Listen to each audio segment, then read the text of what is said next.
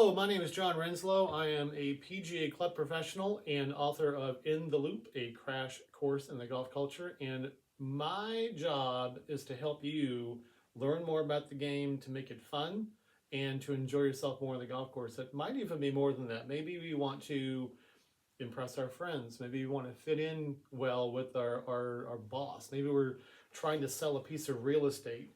Whatever those things are, you want to be able to fit in to this group. And part of that is going to be a thing called a handicap. If you just started playing, or maybe if you've been playing for a little while, it's very common that you will have a water cooler conversation where as soon as someone finds out that you play golf, they're going to say, "What's your handicap?" And we're going to talk about how that all comes into play today. So whether, again, it's real estate jobs or real estate deals or trying to get, a raise or trying to, fit in with the buddies that have been playing golf for X amount of time, all those things, that's what we're going to be doing with this channel. In fact, I think we're going to call this channel the Golf Answer Man, because I get these questions every day. And if I'm getting them every day, then chances are it's not just the few asking me direct questions or those asking on a daily basis. It's going to be dozens or hundreds or thousands that are asking these same things. So I want to help all of you, whether it's what golf ball should I choose? What shoe is best? Do I need waterproof? Where should I go on my next golf vacation? Or should I even go on a golf vacation? All these different topics, we're going to answer them all. And in fact, if you have questions, just head them in the comment section below. We'll talk more about that in a minute too. But I want to go over a thing called handicaps today, because that's something that candidly at our club right now is somewhat of it's a discussion right now. Because a number of events that we've had over the course of time, there's no handicap.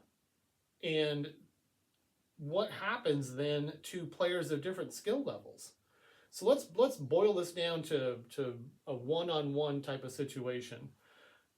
I'm going to be the average player, and I'm going to go play with a tour player. This could be Mr. Tour Player, Miss Tour Player, whatever. And I get this call, "Gee, John, let's go play golf." And I say, "That's great." They come out to the golf course. We head on down to the first tee. And on the first tee, they say, "What do you want to play for?" And let's play for a drink at the end of this round of golf, because with this game, there is inevitably going to be a wager of some kind. It doesn't have to be a big one. It could be $1. It could be a drink. It could be whatever, but there's generally going to be something on the line. As a friend of mine once said, you've probably heard something similar to this before, if you aren't playing for something, it's just practice.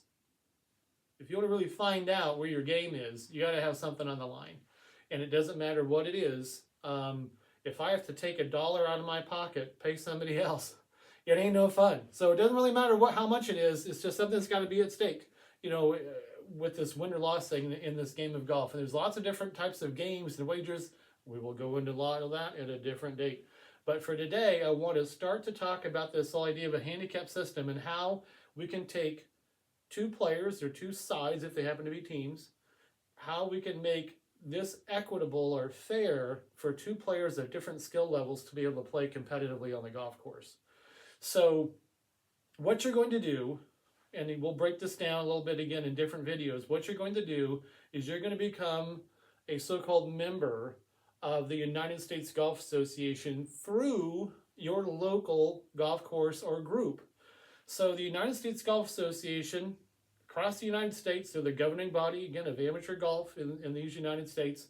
And then the country is divided up into sections with this. So generally speaking, that means each state is going to have its own section. Nevada, Oklahoma, Rhode Island, whatever, they're going to have their own section. Some states are larger. For example, Northern California is going to have a Northern California section and a Southern California section.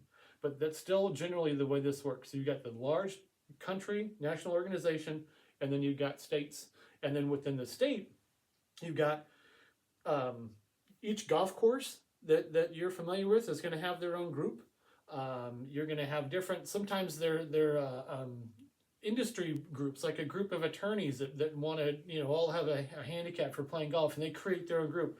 I believe you need a minimum of 25 to be able to make it work, to be able to develop your own club, as it were.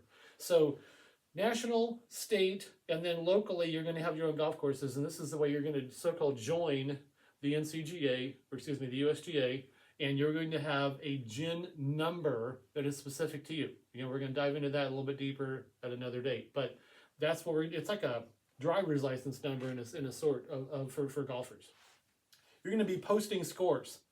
You play, you're going to have a app on your phone, and once you got the app on your phone and you get, again, your driver's license number of golf, which is your GHIN number, you're going to be saying, okay, well, I played ABC golf course today. I played from this set of tees, and this is the score I got. Into the system it goes. Now, after you played a few of those, you are going to have a so-called index number that's generated. And this number is generated based on the golf courses that you play. We'll go into that in just a little bit more detail in a little bit. Now that you've got this handicap, it's going to be applied to your score. So here I go down to the first tee. I've got Mr., Mrs., Miss, Tour player, and they say, let's play for a drink at the end of the round of golf. And I say, that's great. And they say, what's your handicap? And I say, I'm an 18. Because again, using this benchmark of par, using the 72 as our benchmark, if I'm going to go out and shoot 90, and again, we're just keeping this simple, if I'm going to go out and shoot 90 all the time, then that means I'm going to have a handicap of 18, because I'm 18 shots away from par. Just keeping it simple. Now, Mr. Tour player, Miss Tour player, they're going to go out and they're going to have that score of par in our little scenario every day. They're going to go out and they're going to shoot 72. So we trot on down the first tee, traipse on down, whatever, tee it up, go. On that day that we play, I shoot 90. That's what I normally shoot. Here's my score of 90. And here's my tour player. They're going to shoot 72 because that's my par. That's their par of the golf course. That's what they're going to shoot. What the handicap system does is it's going to take 18 shots, my so-called course handicap. They're going to take those 18 shots away from my score and give me a net. This is very important as you learn this stuff. 90 is gross. That's what your actual score was. 18 is the handicap. Once you subtract that, you get 72. Gross score, net score. Okay? Now the tour player, they shoot 72. They don't have any strokes because this is their score on a daily basis. It's what we affectionately refer to as scratch. They're a scratch player. They don't get any shots.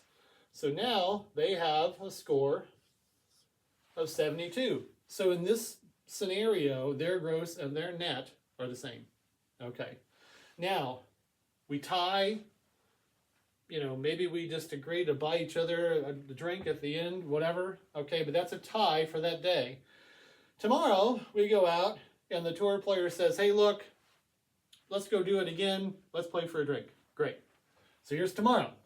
I shoot 89. Career day. I have 18 shots as far as my handicap's concerned. And let me talk a little bit about verbiage with this real quickly.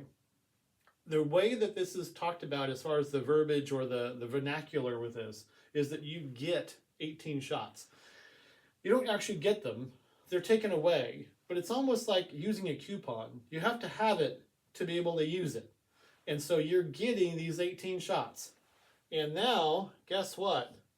We shoot 71 gross and net. Okay, my tour player comes out, shoots 72, all right, equals 72, gross, net, and now with my career score of 89, I have a net of 71. I beat him or her by one shot, and I get a cocktail at the end of the round of golf. It's a beautiful thing. So this is a very, very brief explanation of how the handicap system works. We're going to be having other videos as well to explain this in more detail. This whole form of play right here, that is known as stroke play. It just means that we count all the strokes. We go out, we play that round of golf, and every shot you hit, maybe a couple penalty shots or a lost ball, whatever along the way, those are gonna be your actual strokes that you took. That's your score at the end of that day. Other forms of play, like match play, it's going to apply a little bit differently. But this is stroke play, gross scores, net scores. It helps one player of a certain skill level be competitive with a player of a different skill level. This can happen against a field. I could have 20 players or 50 players or whatever. They are all going to have either this scratch where they get nothing, or they could have 18, or they could have 10, they could have 11. We'll talk more about that on a different day, a different video. But you can play against a field. You can play with teams, 2 players against 2 players or whatever, or 2 players against the field. Doesn't matter whether you're one-on-one or against a field. You can have the field with a gross and a net individually, and then you've got your gross in the net, and that's what makes this fair. Without it, guess what? The better player wins every day. And that what happens sometimes at our club is that we know right up front who's going to be in the top 5 because they're in the top 5 all the time. This is how you make this field of play more equitable, and you have one player of a different skill level be more competitive with a player with another skill level. So again, great to have you here. Welcome to the channel. We're going to call it the Golf Answer Man. Please give me your questions below. I enjoy doing this for you. And again, because I just want to make this game more fun, for you. That becoming a better player certainly helps in that. But at the same time, if you're just starting out, or maybe you've been playing for a while, but you just aren't sure of some things, we're going to try and answer those questions throughout the time and help you feel more comfortable out there. Because at the end of the day, unless we're trying to play this game for a living, which likely not, it doesn't really matter how you play. It's how you look.